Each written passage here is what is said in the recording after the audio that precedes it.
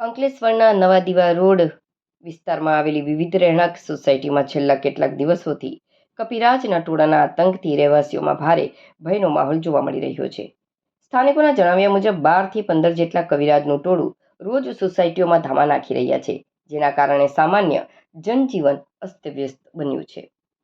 અંકલેશ્વરના દીવા રોડ વિસ્તારમાં આવેલી વિવિધ રહેણાંક સોસાયટીમાં છેલ્લા કેટલાક દિવસોથી કપિરાજના ટોળાના આતંકથી રહેવાસીઓમાં ભારે ભયનો માહોલ જોવા મળી રહ્યો છે.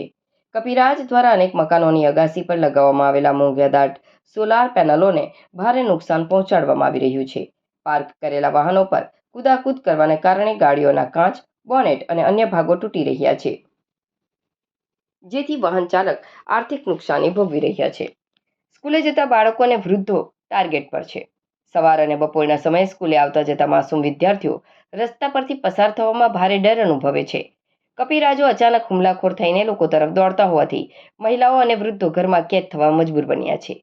વન્યજીવોની સુરક્ષા ચોક્કસ થવી જોઈએ, પરંતુ તેની સામે નાગરિકોની સલામતી પણ એટલી જ મહત્વની છે. જો વન વિભાગ વહેલી તકે આ વાંદરાઓની અહીંથી નહીં પકડે તો કોઈ મોટી હોનારત કે જાનહાનિ સર્જાઈ શકે તેવી દહેશત સ્થાનિક સોસાયટીના રહીશો વ્યક્ત કરી રહ્યા છે. સ્થાનિકોએ અંકલેશ્વર ફોરેસ્ટ વિભાગને આ મામલે લેખિત અને મૌખિક રજૂઆતો કરીને તાત્કાલિક ધ્યાન આપવા અપીલ કરી છે. રહેવાસીઓની માંગ છે કે ફોરેસ્ટ વિભાગની ટીમ ત્વરિત આ વિસ્તારનો સર્વે કરે, પાંજરા મૂકીને કપિરાજોને સુરક્ષિત રીતે પકડી પાડે અને તેમને જંગલ વિસ્તારમાં કે અન્ય યોગ્ય સ્થળે સ્થળાંતરિત કરે. જો સમયસર પગલાં નહીં લેવાય તો આગામી દિવસોમાં આંદોલનાત્મક વલણ અપનાવવાની પણ ચીમકી ઉચ્ચારવામાં આવી છે.